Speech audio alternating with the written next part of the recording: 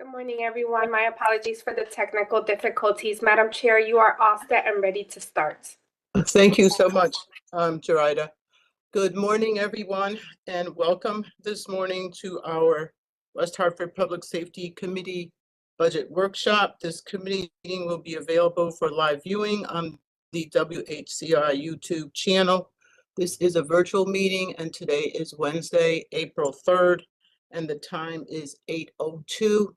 I will recognize everyone on the virtual screen, and I will just ask your pardon in case my screen freezes, because it looks like it's been doing that since I opened it up.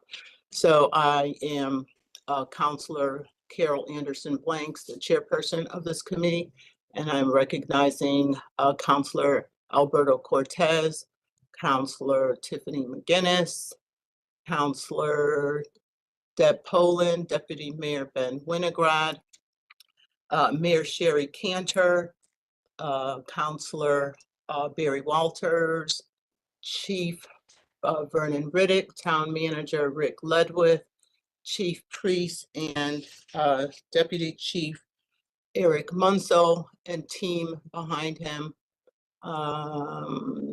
AC Terra, Fire Marshal Grimaldi, Pete Privatera, Director of Finance, who else? AC Rickabon, Sandra, and Sarah.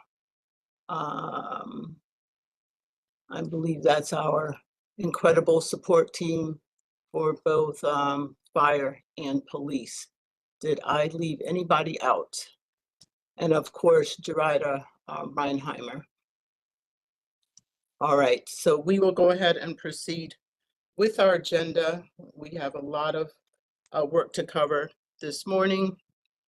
So the first order of business is the approval of the minutes of March 6th with the necessary corrections. May I have a motion to approve the minutes?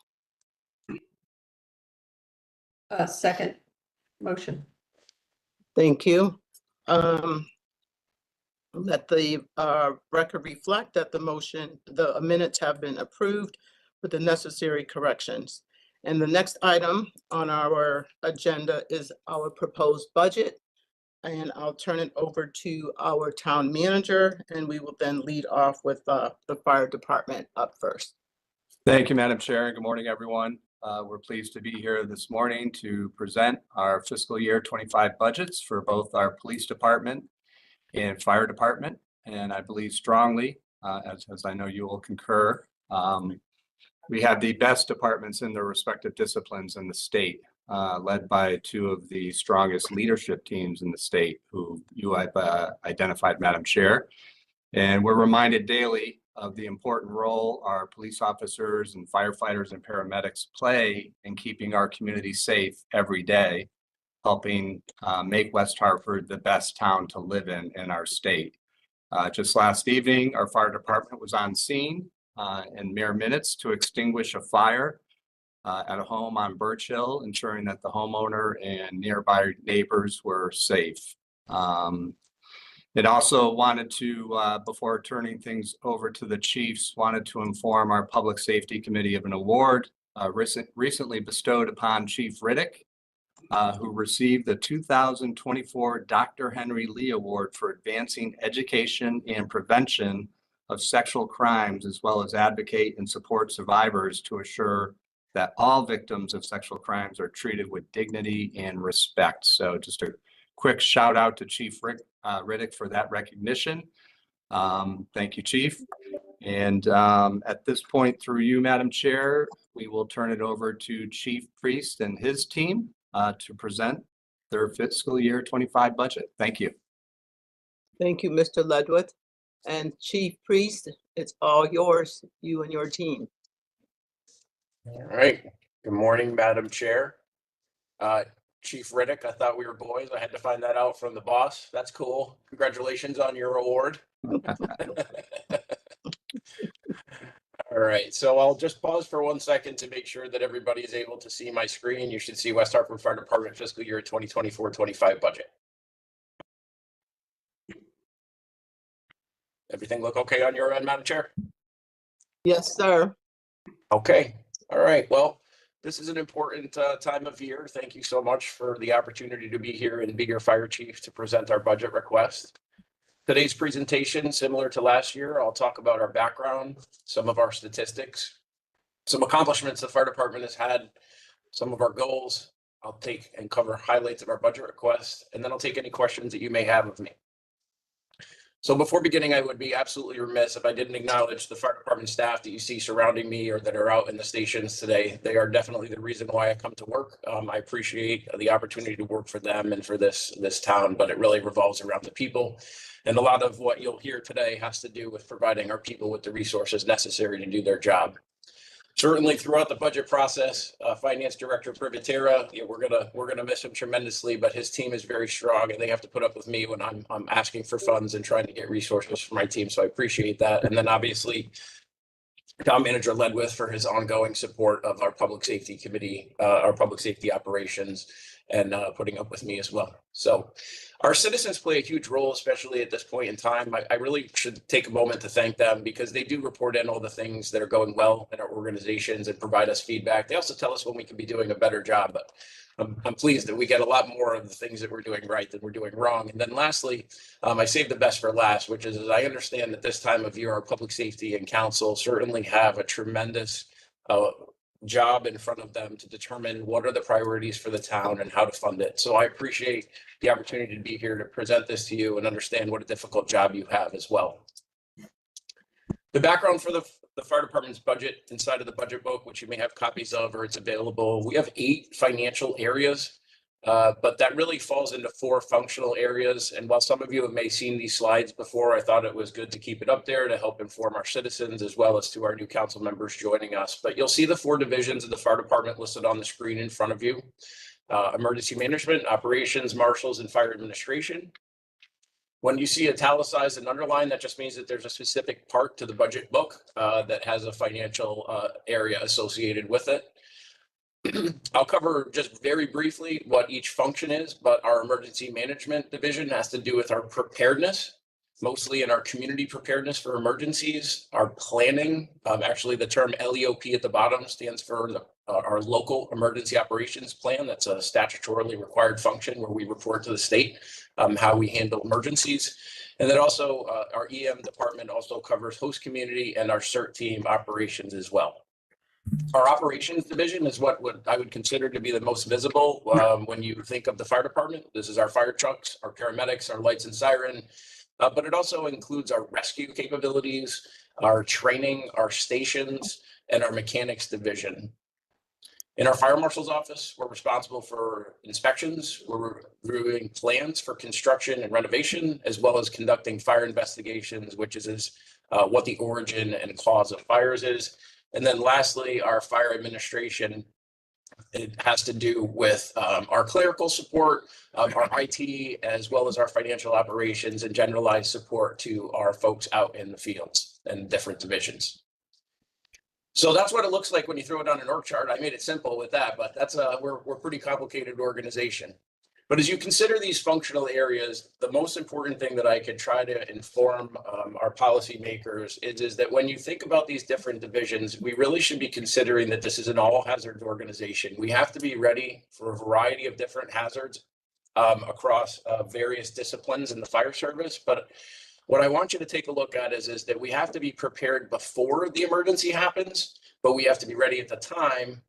And I need you to understand that we have really different responsibilities, needs, and personnel sets across that differently. So you may see a fairly large budget number for the quote unquote fire department, but really there are all these divisions are rolled up into that all hazards approach. So statistically, we did 9,748 calls last year, about 60 to 70% are EMS related, and I would describe that as being consistent with our previous years. But this year, we'd like to take a different approach and kind of talk to you about some of the calls, the types of calls that were going on instead of just talking about the overall volume. So MI, I probably should have spelled that out. That's myocardial infarction. And what that is somebody having a heart attack. So last year we had 13 people who were having heart attacks that were treated by our paramedics and brought to the hospital. 98 people had a primary impression of a stroke. 59 people were in cardiac arrest, either in the home setting or out in our community. We had 218 head injuries as the primary impression from our paramedics for calls.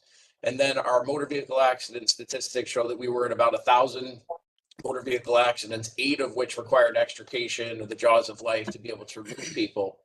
We have a classification also in our statistics called rescue, and that could be as simple as removing somebody from an elevator, or it could be as complicated as setting up a technical rescue operation to remove somebody from an elevated height.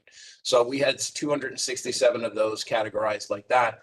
And then notably our fire activity last year, we had 201 the prior year, but it's 210 this year. So although people might say, hey, listen, it's West Hartford, we don't see these on the news every day. What I want you to take away from this is that there were 210 instances where our responding companies determined that there was some sort of ignition and some sort of fire that had occurred. And now it could be something as like a toaster burns up, something very small, food on the stove, but it could also be something as large as you saw last night on last night's news on Birch Hill. So I want you to kind of take that in context. We don't have major fires every day, but they're certainly here, and we're certainly prepared to do that. In direct response to Councilor Blank's one of her inquiries about our response times, and I'd like to give credit to Todd Hungerford from our ERC, again, continuing partnerships in our public safety agencies. He's helped put this together for us.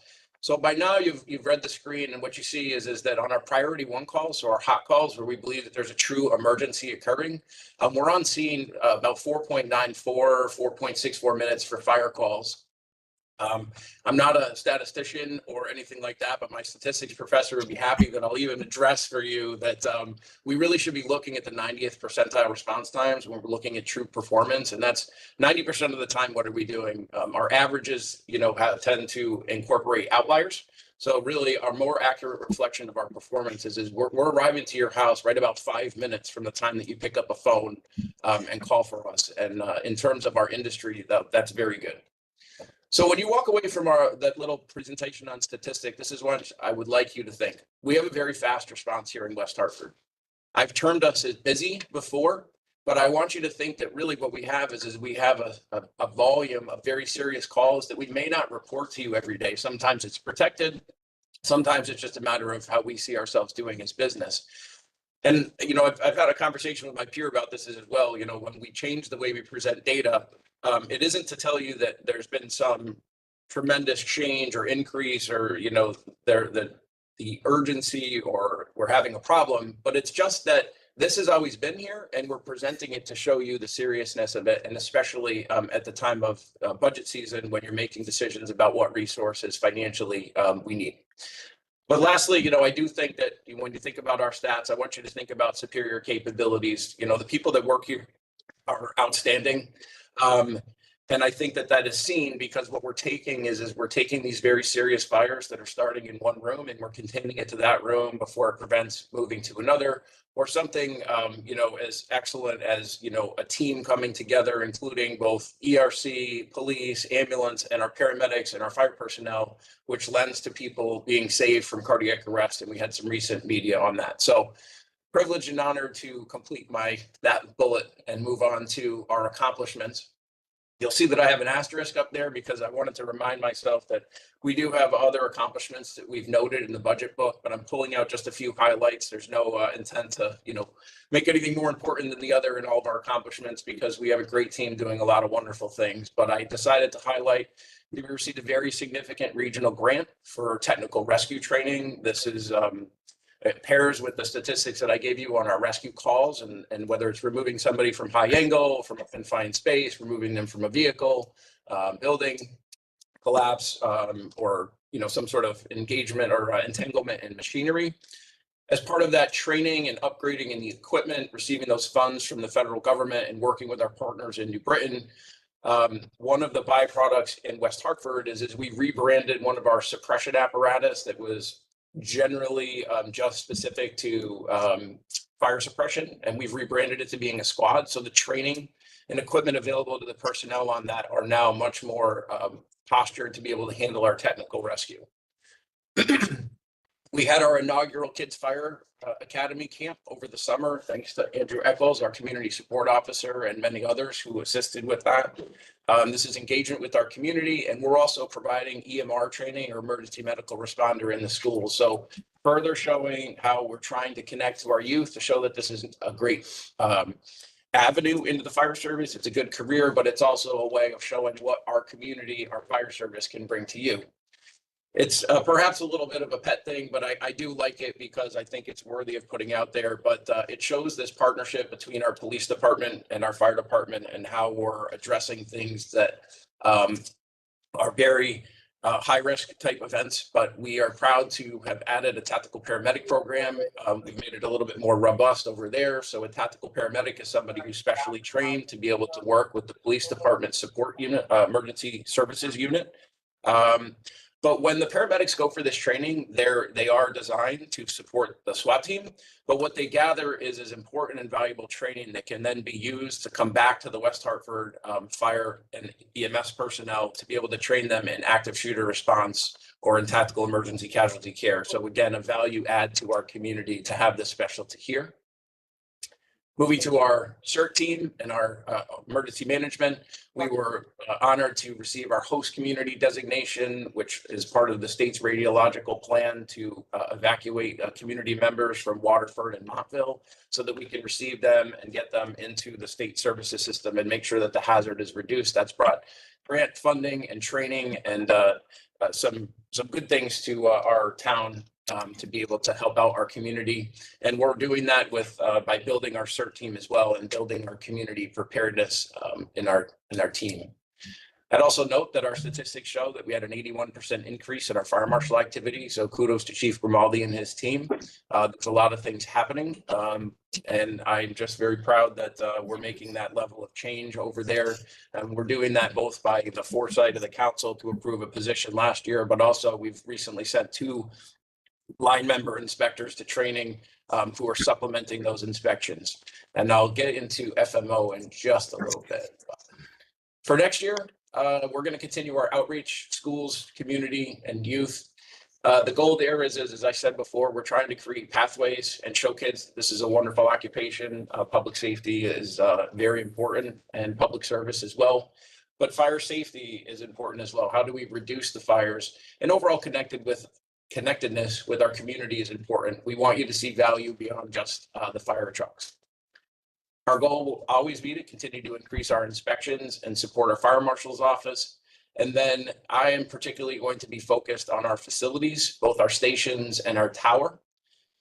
At the same time, increasing our fire and rescue related training. Pleased to have Chief Munsell joining me. He runs our training and support services. One of our budget requests that I'll get into in just a second has to do with increasing that level of training.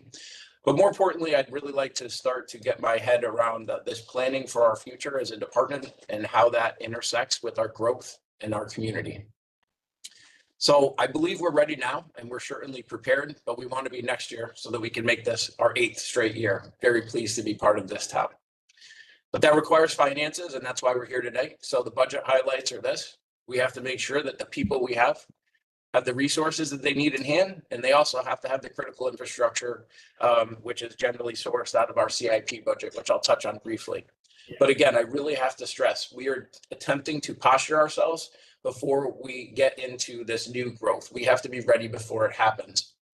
So our budget is a 5.1% proposed overall increase, the majority of which is salary and personnel costs that were collectively bargained. And we're asking for an increase in $94,000 in non-personnel operating expenses. That's the things that we need to do our job, excluding our capital budget. In the management division, our largest increase is in the professional services. And what this has to do with is improving our annual physical program, the national standards here. And what we've done is we've improved the quality of the physical. We're doing it on site and on duty. And what this does I should hit the next bullet there, which is in the process of making this change, we also, although we're asking for an increase, we have reduced some comp time exposure for some of our personnel because they used to do it off duty. But the last 2 bullets are important, which is one could say that this is a risk management tool, but really for us in the fire department, this is much more emotional. It's more connected to the fact that we're trying to prevent and detect illness or cancer before it happens. This is paired with our reduction efforts, but we've had 3 members of the West Hartford Fire Department, sitting active members, pass away from either medical conditions or occupationally acquired cancer. So we feel that one reason why we wanted to improve this program, and we're seeing a higher participation rate warranting the increase, is because of that history. In our next division, it's emergency management. We're asking to fully fund our 3 positions that we have existing. And as you consider the increase over there, I would offer that these are not entry-level positions. These are very experienced, tenured public safety members who are providing really valuable training and experience to our organization.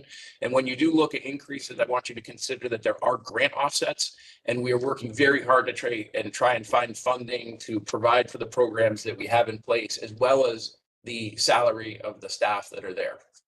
Our firefighting division, it's our largest division budget, and I don't want to oversimplify, but it really has to do with our CBA and the things that we've negotiated to try and provide the right benefits and conditions for our employees in that particular division. They are mentally and physically challenging jobs, and not just locally. Well, actually, locally we're doing pretty good, but there are challenges with recruiting and retention in the fire service nationally. And in the state. I've actually testified at the legislature about that. I'm very happy to report that West Hartford is doing well, but I think that's as a result of what we've done in our collective bargaining agreements and what we'll do in the future. We've also pushed education and development, which is why you see an increase in our education stipend lines. Our paramedics are coming to us with college degrees, and those who are here who don't are working towards degrees. A lot of them. I'm very pleased with that, and I'm glad to support requesting additional funding there.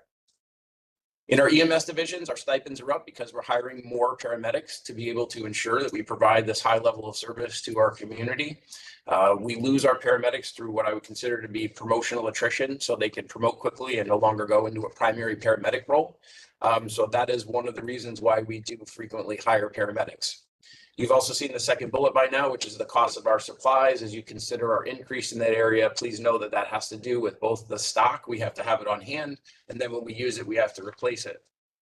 The cost, for context, when you're looking at overall spend for medical supplies is it's about $1,000 for a cardiac arrest just in supplies alone, or a serious call. $750 is the average. Mike, come on. So prevention is our budget highlights. I like to take a few pauses on this. I call them out specifically. So our office consists of 4 FTEs right at the moment, 3 of which are part-time line, or not 3 of which, excuse me, that is supplemented by 3 line member inspectors. They're operations level personnel who cross over and work part-time on that. So as you take a look at our budget highlights, I'm going to just kind of go through fire marshal's responsibilities again. Plan review, which is reviewing things before they're built or before they're added onto. And then there's inspections of properties after things have been built or if they're existing occupancies, and then re-inspections. If they find a deficiency, they go back out to make sure that it's been corrected. And then finally, they have the fire investigation, which I said is the origin and cause. So I want you to consider that in the plan review area, this really directly relates to growth. When we're growing things in town and building things in town, it increases the amount of resources necessary to do plan review so that people can continue the instruction. And then what happens is then there are statutorily required obligations where we have to inspect those properties and certain types of occupancies that exist in town. So the little bullet that I just popped up over on the side, it's to trigger a conversation, which is as the fire chief, my job is to take and predict what the future may look like and what resources we might need.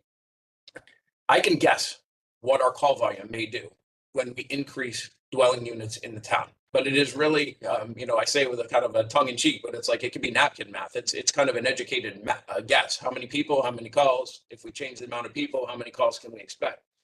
But when it comes to looking at our prevention division, I can give you a much more defined answer that there will be an increase in workload when we grow things. We know this because that is part of the process, and there's statutes and regulations that require that we do that. So I wanted to make that point.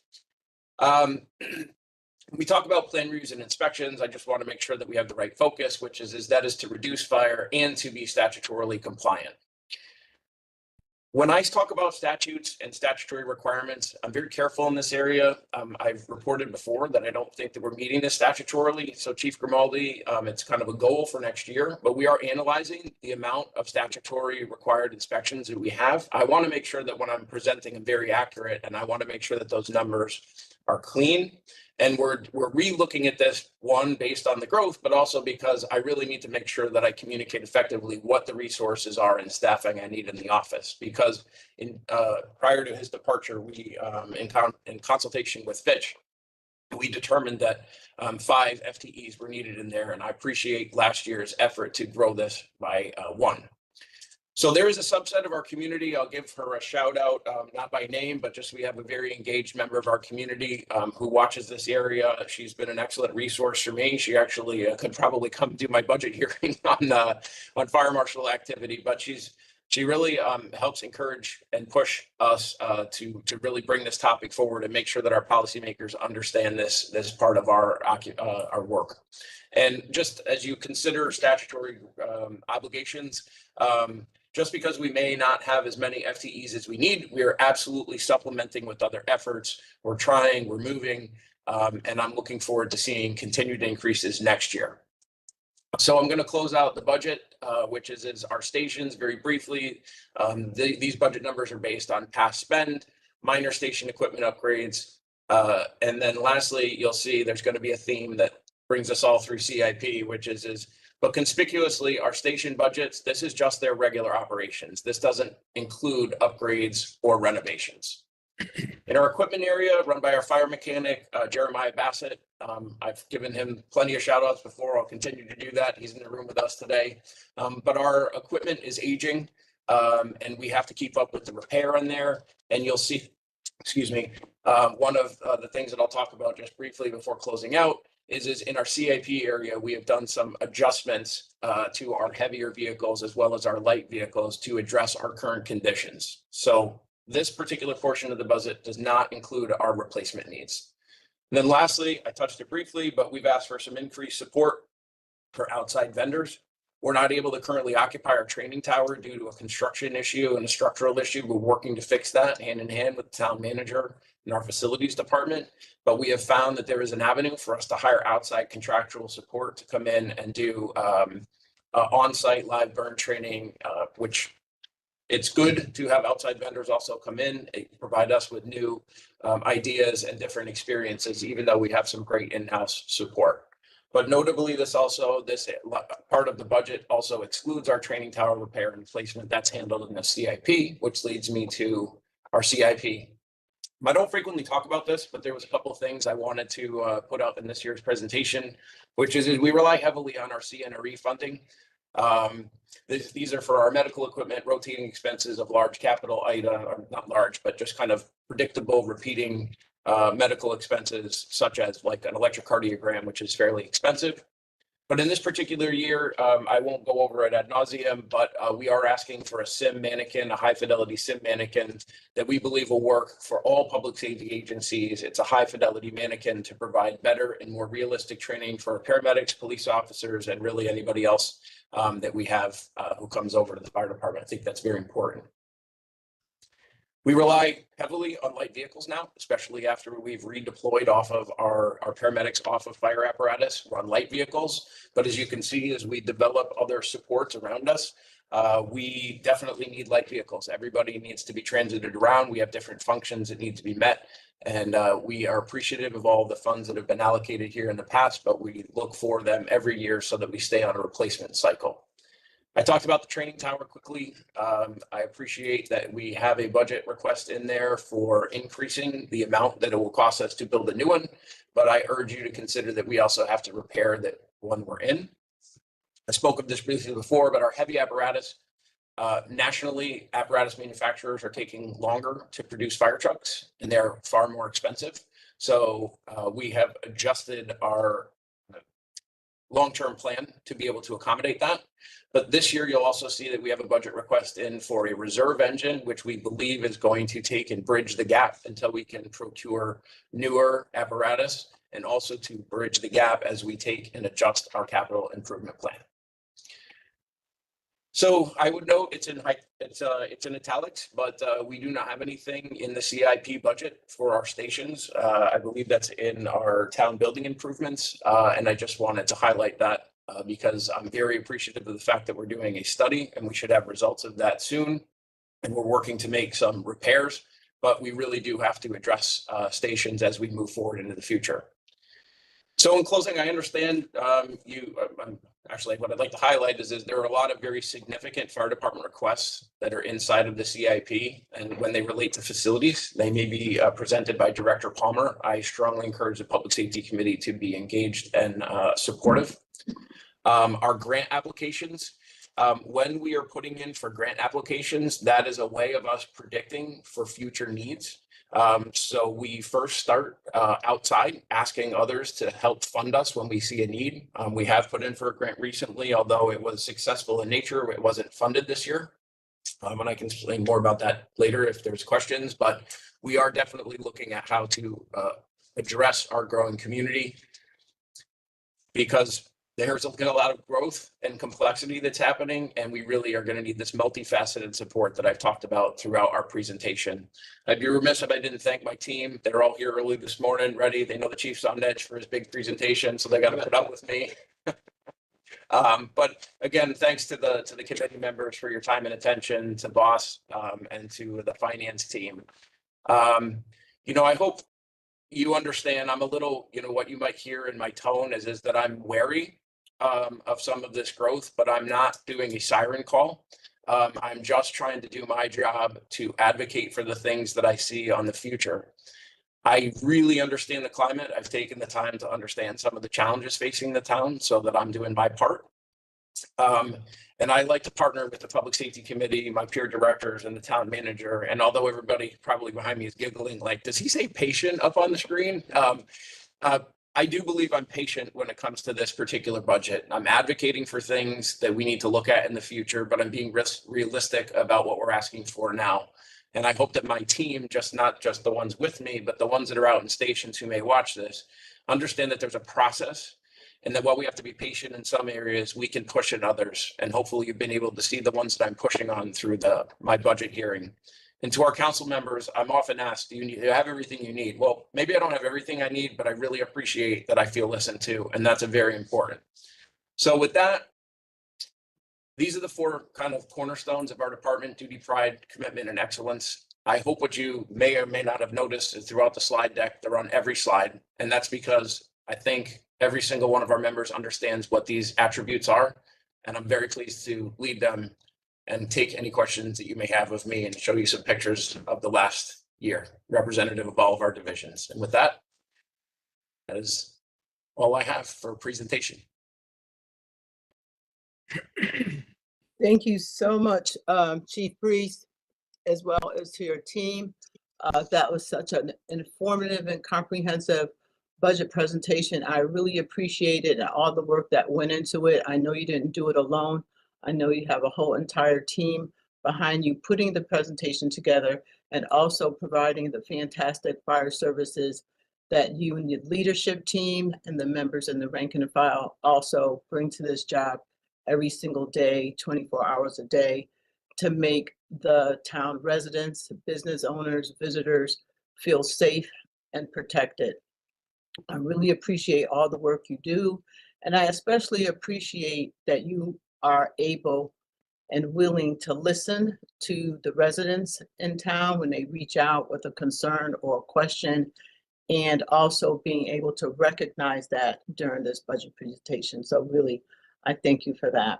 And I'll turn it over to the committee members for questions or comments, and then turn it over to the rest of the council members on the call or in the meeting. So Councilor McGinnis, you look like you may have a question. I actually don't have a question. I just wanted to say thank you for the presentation and all the work that you do in town. I so far have been lucky, knock on wood, that I haven't, my family or I haven't needed your services, but in other towns that I've lived in, I have needed services from the fire department and paramedics and such. And, you know, I know how grateful I was at the time. It was pertaining to my children, for, you know, how quickly people got to us. And so I just wanted to say thank you. And, you know, that, we all support what you're doing and are super appreciative. Thank you, Councilor McGinnis. Let me scroll over. Councilor Cortez. Thank you, Madam Chair. And also thank you, Chief Priest, for your presentation. You know, I am thankful for everything you guys do in town and the response time. You know, I brag about that to everyone that, you know, within 5 minutes, you make a call. It's like a party in your house, you know, and just the professionalism of the staff that shows up. And I know that from firsthand experience. So I appreciate everything you and your staff does. And also what you guys do in the community. You know, I just seeing you guys, especially Echoes in the community doing this thing. It's amazing, you know, what you guys do. So thank you. I appreciate the presentation. What I love about your budget is it's predictable. You know, when you look at the past years, you can kind of forecast to see what the next year look like. You know, the bumps, when you look at, you know, the increases, pensions and salaries, you know, kind of take over most, you know, that's the pattern throughout all the town departments, you know. So I do appreciate that. But then, you know, we talk about growth, and as far as predictability is there, trying to forecast, I'm thinking more of the fire marshal's office, right? With all this growth, they're probably going to be the most strained in the next few years. Can there be, or is there a plan in place to maybe bump that up, especially forecasting that some of the people in the fire marshal's office will be retiring also? So almost front load that office with one or two more to release that upcoming strain. And then as when one leaves, we already have that place. So it's like you increase it by one or two for a couple of years, but then through attrition, you kind of lose that one or two and we're back to where we need to be at. I don't know if that makes sense. But like I said, your budget is predictable, and the growth in town that we're seeing, you know, can we add onto that and kind of phase it in? I don't know if that made sense, but thank you. Thank you, Councilor Cortez. Chief Priest, would you like to respond? Yeah, Councilor Cortez, thank you very much. I appreciate that. One of my greater challenges as the fire chief is balancing the budget requests that I submit to the town manager and then the ones that ultimately get all the way to the council's review. And one of those has to do with, it kind of goes back to the slide of all the different divisions, sir. You know, last year we were honored and privileged and appreciative to receive the additional fire inspector. But I have to make sure that all of the divisions underneath me are properly resourced. So I certainly have an appetite, and it does come up as a topic of discussion every year to add members to our fire marshal's office. I'm highly supportive and to be reasonable in the requests that I ask for. And certainly we ask for additional things, but we have to concede at times for other priorities. So I would love the discussion, you know, a little bit more about, you use the term forecasting and planning. That is an area that I, you know, have some requests that hopefully we can get to next year. But also more fire inspectors. If you see fit, sir, I mean, we would love to add additional staff. But I don't know if that's a this year thing or next. And I really rely strongly on our policymakers to tell me when it's the right time, policymakers and senior staff, when it's the right time to ask for that. Thank you, Chief Priest. Madam Yes. Chair, it's Rick Ledwith, Town Manager. I can add on to those comments as well. And thank you, Councilor Cortez. And this, in both budgets that were presented by Chief Priest and Chief Riddick prior to our presentation to the Town Council in early March, did include additional positions to meet the demands of the community, including the Fire Marshal's office on the fire side and other positions on the police side as well. And from our perspective, this was and we talked about it during my presentation, and as we continue to move through all of our budget deliberations, this was a very challenging year for us because of, you know, when we talked about the expanding development town-wide, With that development comes grand list growth that we know will occur as we move forward. It didn't happen this year because of what the various stages of development that these projects are in. And that created a challenge for us to balance the needs of the community while doing our best to maintain a mill rate that would be acceptable to the community. And we continue to work today on lowering that proposed mill rate that we presented in early March. But with that, we had to essentially pause on some of the various needs that we have within primarily fire, police, and public works as well. And we'll talk about that this evening. So our fire marshal's office has done an outstanding job in increasing inspections. We've added to that department over the last couple of years, but could we add more? Certainly. But I do have to tip my cap to Chief Grimaldi and his team for the efficiency of which they've been doing their jobs over the last 24 months and aggressively pursuing our inspections townwide. So, but it is something we will continue to look at, and I'm hoping next year we will see some of that growth that we're talking about from a grand list perspective, which will give a little bit more flexibility to us to do that while maintaining a mill rate that's affordable and acceptable to our community. So thank you for that question, and through you, Madam Chair. Thanks. Thank you, Mr. Ledwith, and thank you, Councilor Cortez, for the question. Are there any other questions or comments from any other councilors?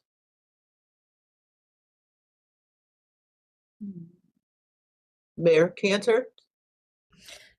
Thank you. I really appreciate the very comprehensive and the full view and understanding. And I hope the public can look at that because we often don't understand all of the investments that the town has made in the quality of life and these really, really important services that our town has.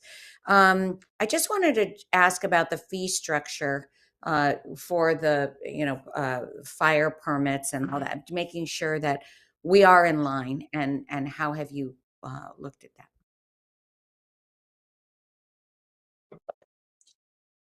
Madam Mayor, thank you for the question. I'm going to hit it briefly, and then I'm going to turn to Fire Marshal Grimaldi for any more details on that. But my understanding is the town put in the fee structure in 2009.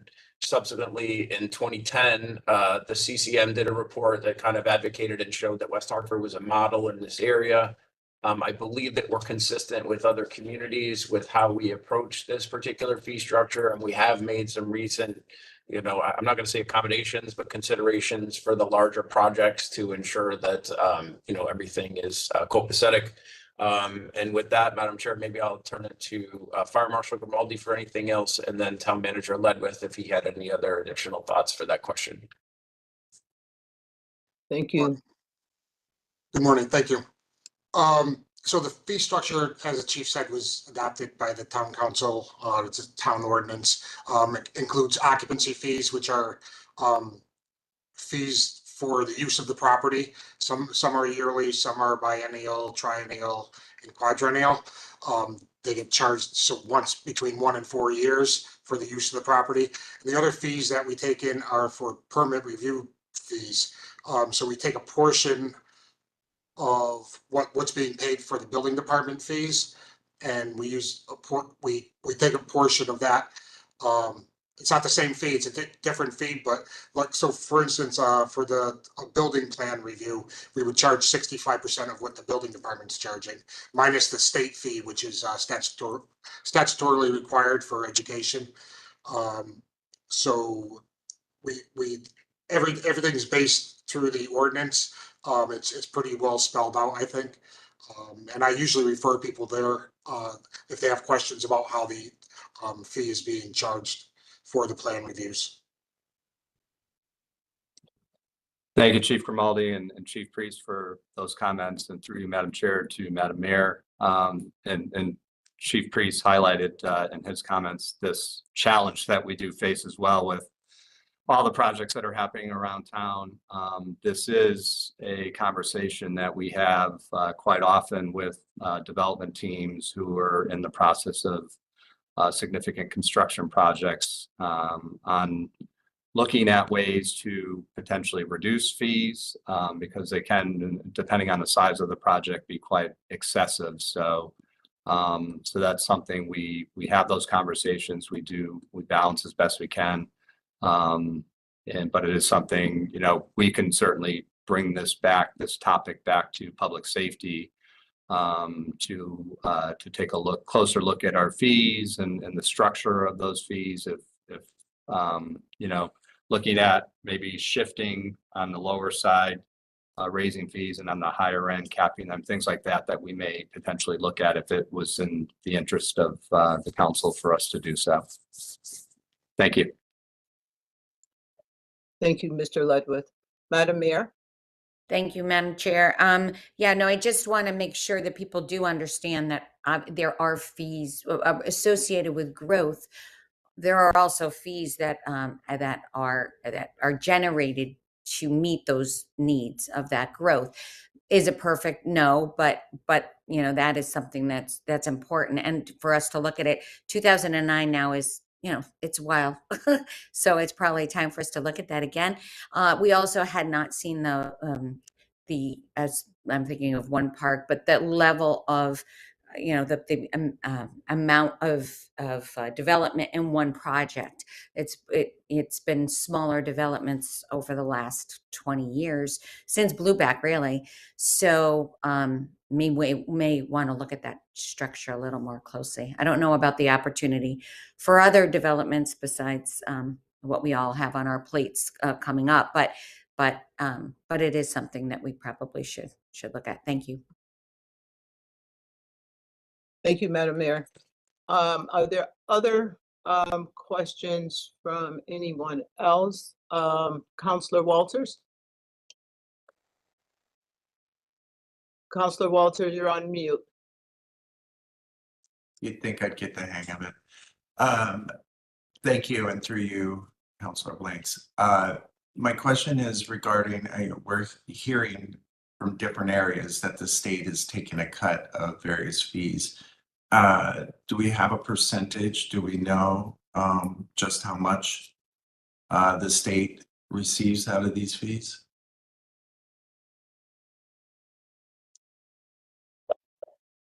Through you, Madam Chair, to Councillor Walters. Peter, would you have, we can certainly get that answer to you, Councillor Walters, if none of us have that off the top of our heads. I don't know, Chief Grimaldi or Pete. Go ahead, Chief. So I apologize. I don't have those numbers off the top of my head. We can get them for you, and it's a small percentage that goes back towards education for fire marshal certifications, and because we have continuing education programs, and for building officials as well. So part of the fee is structured to fund those continuing education credits. Thank you. I was curious because I know in some areas it's a fairly significant bite that the state takes. And I was just curious. It sounds like it's not. Thank you. Thank you, Councillor Walters. Any other, let me just look real quick. Any other questions or comments? Okay, I do have one small question, and I don't know if it would be for you, Mr. Ledwith, or you, Mr. Privatera, and it's around the Social Security line item across the divisions. And I noticed that it fluctuates. Some is very small, and then some are on the higher side. And I'm sure there's an explanation for that, but I just couldn't figure it out when I was reviewing it. So I do believe I need someone's expertise to just explain that to me. Thank you, Madam Chair. Through you to Finance Director Peter Privatera. Thank you. Yeah, on public safety personnel, uniform personnel, the calculation is only the Medicaid portion of FICA, which is the 1.45%. On non-uniform personnel, it's the full 7.65%. So you'll see some fluctuation, especially in areas where they're both uniform and non-uniform personnel within the same division. Okay. Thank you very much for that explanation, Mr. Privatera. Okay. I believe if there's no more questions or comments for Chief Priest and his team, and again, thank you for such a fantastic job that everybody is doing in our firefighting services. I will turn it over through you, Mr. Town Manager, to Chief Riddick and his team. And then perhaps we could take the PowerPoint down. Thank you. Thank you, Madam Chair, and through you, we'll turn it over to Chief Priest and Chief Riddick, sorry, and his team. Thank you, Chief. Hey, good morning, everyone. Thank you for the opportunity to present the budget. Quick question, how was my audio? I was having some problems this morning. You hear me okay? All right, awesome. I'll get right to it. First, I just want to thank Sandra. Sandra, please wave for the crowd. We appreciate all of your help and her assistance. She's the brains behind this operations, and quite frankly, I don't know what I or the assistant chiefs would do without her and helping us in this budget preparation and keeping us on track and make sure that we don't get ourselves in trouble or go to jail. So thank you very much for that, Sandra. Chief Priest and your team, well done. Excellent presentation. I will not be going as long as he just went, and I will not have any slides for you. And I should not be getting many questions given we hardly increased anything. So that being said, I also want to acknowledge Chief Riccabon and Chief Larry Terra for their assistance and all the men and women of the West Hartford Police Department. Much appreciate what you do. That being said, we had many conversations with the town manager, the finance team, with Peter. This is a very challenging FY25 financial year. We recognize that. We were asked, pretty much for needs. So a lot of the things, a lot of our wants are not included in this budget. But I am very confident in my team. We discussed this. We can operate with this budget, and we understand the fiscal impact to the community. And I fully appreciate the bind that the town manager and the mayor are in right now and their obligation to the community. So we get that. That being said, our budget submission is a minuscule 1.6% increase over last year, which equates to $291,000. I am quickly going to run through each category. Again, really not much to say regarding this. It is what it is. I think it is important for the public to know, and some of you on public safety, you already recognize this. But internally, we have a cost containment budget team, and we meet every single week to go over our costs as far as sick time, our overtime, and any other fiscal impacts. So that's very, very important. Each one of our division commanders are tasked with tracking sick time for their individuals and then monitoring that.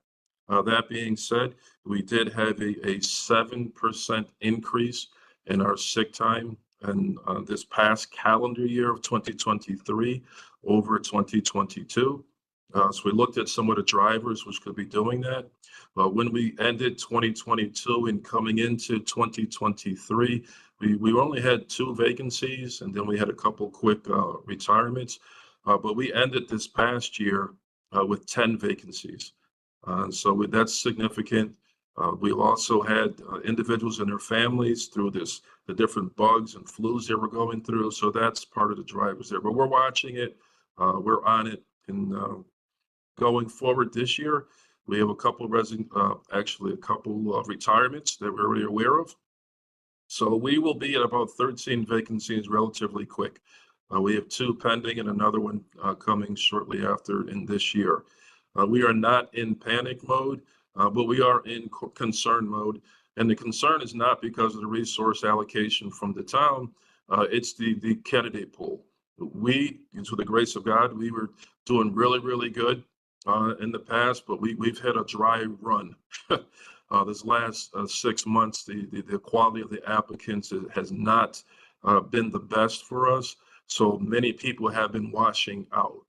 So again, we're on it. We'll continue to go forward. And another driver and impact to our mitigation of our requests for this current fiscal budget is we're in a contract. We're in the contract negotiations right now, and we understand that the town is doing the best that they can to provide our personnel with the best contract possible. So we get that and we understand that.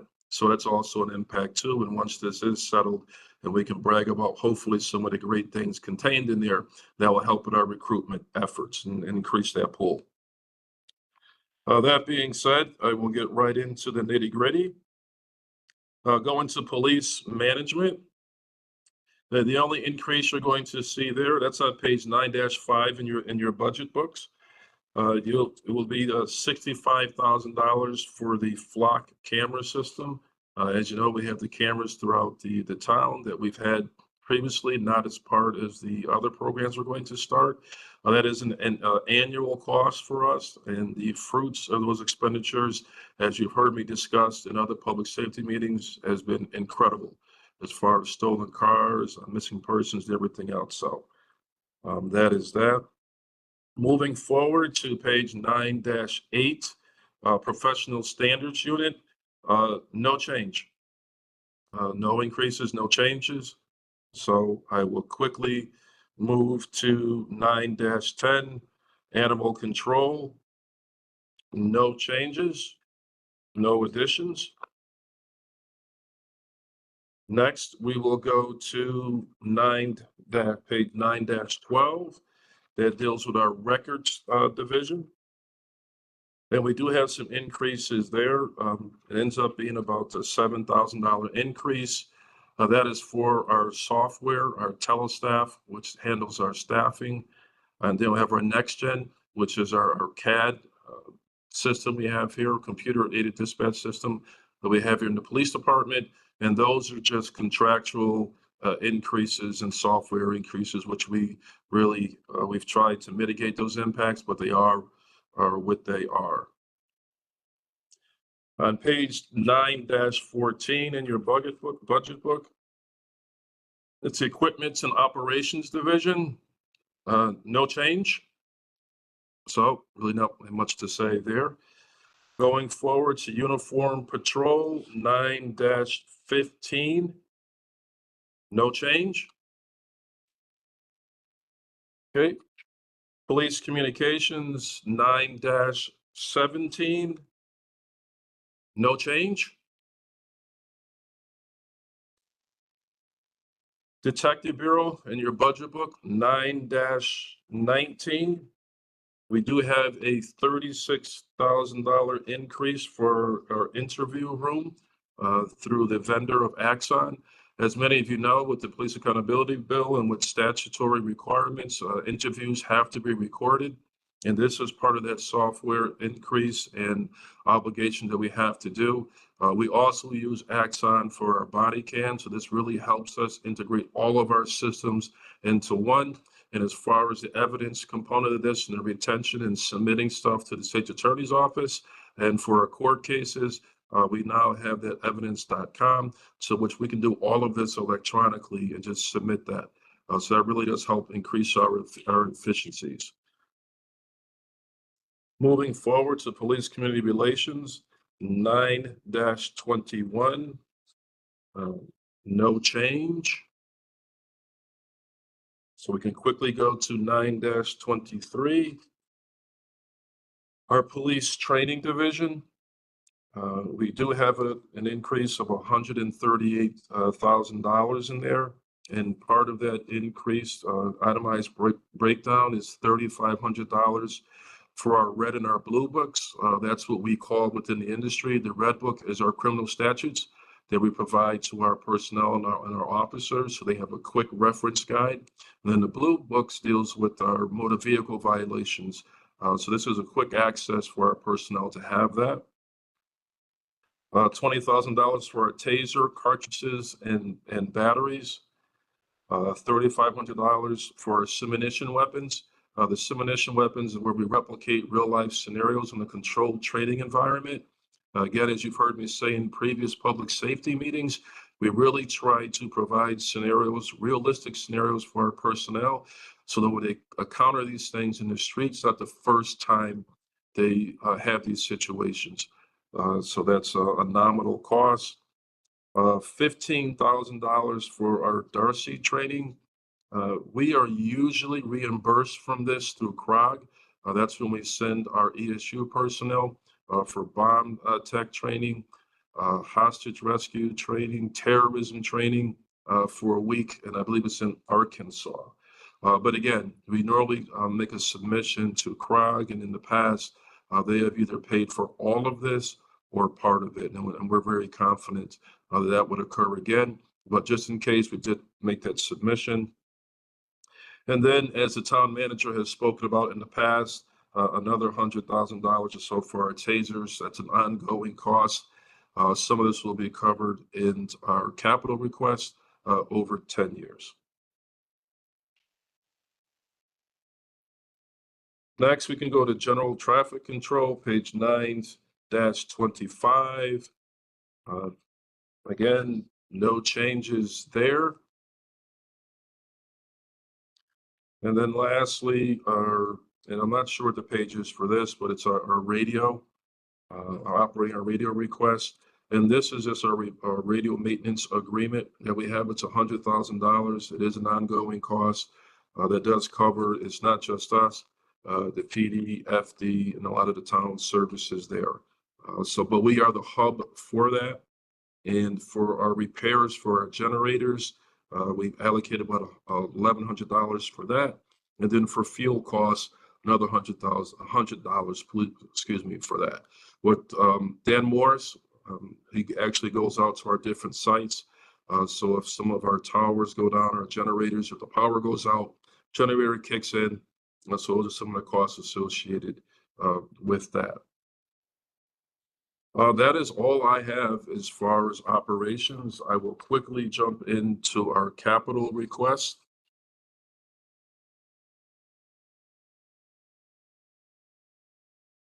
First, our narcotics analyzer, $40,000.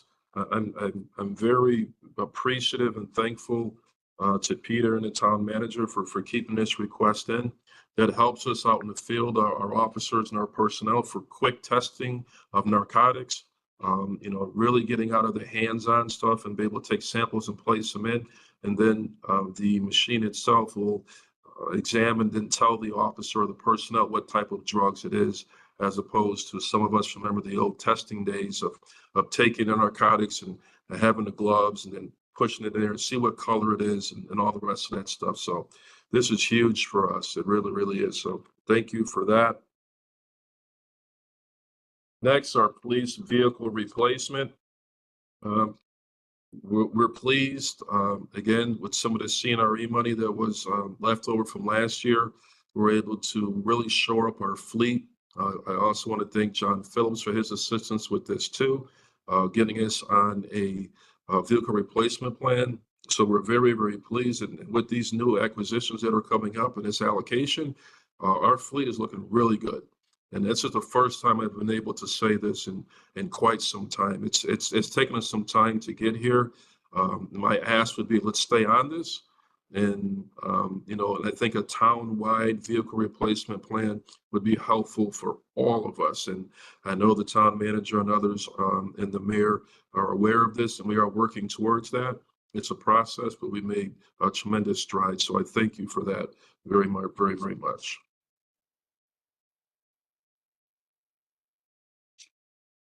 And then lastly, again, police radio equipment, $123,000 request. And this is for Part of it is our radio and alert console equipment, which is $99,000. End of life, obsolete, and I think many of folks here, whether it's your cell phones and everything else, when things become end of life, now you have hard time, difficulties finding replacement parts and all and that. Look, we know it's a game, right? It's a money grab for these vendors and these businesses, but we do the best that we can. We don't control the game, we just participate within it. And we do our best to shop around for the best cost. Another expenditure is UHF keys for our emergency service unit. This helps us to be able to have interoperability with other municipalities, and whether it's Capital Region, HPD, other police departments in these high critical incidents, and just mitigates any interference. And I can't get into a lot of details, but we just helped the jurisdiction this morning during a raid in another town that was fruitful. So we need that communication upgrade for business continuity. That being said, that's pretty much it, folks. No big bells and whistles. Bare bones, quite frankly, but something we definitely can operate within. Overall, we know that the town supports us.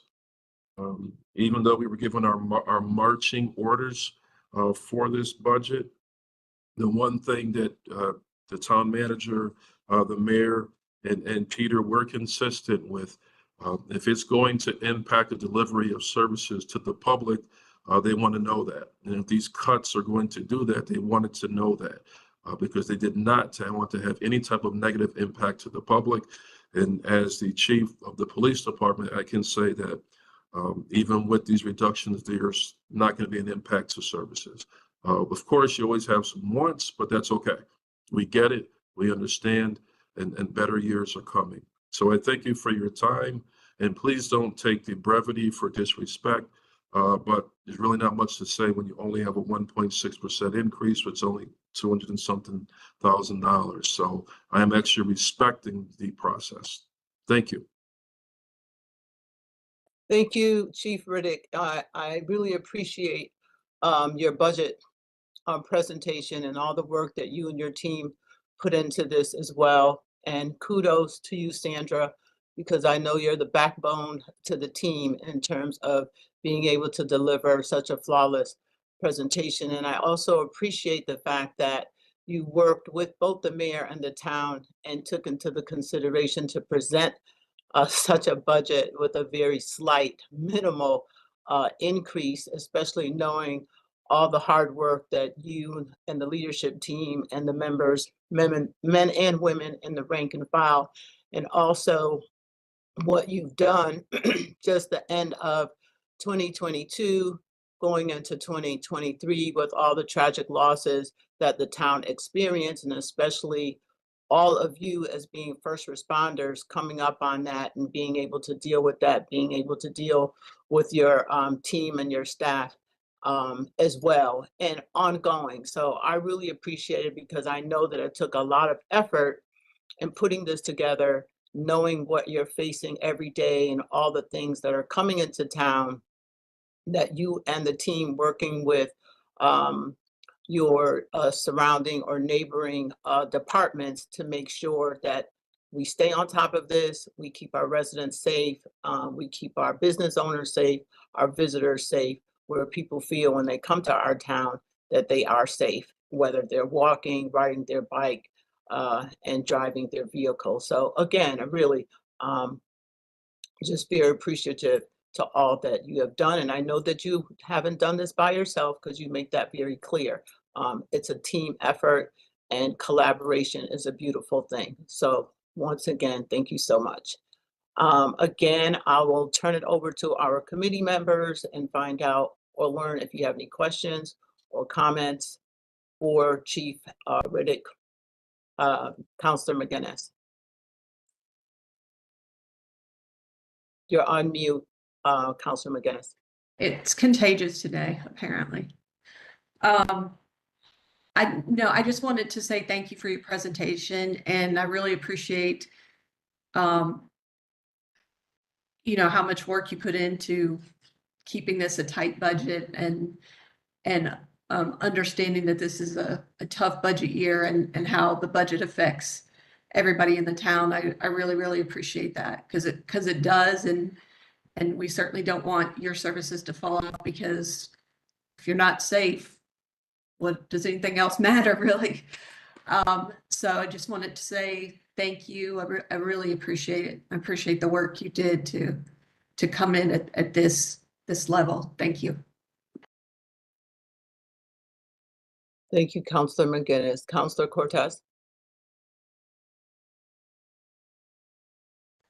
Thank you, Madam Chair. So yeah, again, I appreciate the presentation, right? When you look at your budget, as I stated earlier with the fire presentation, it's predictable, right? When you look at the past few years, it's easy to follow.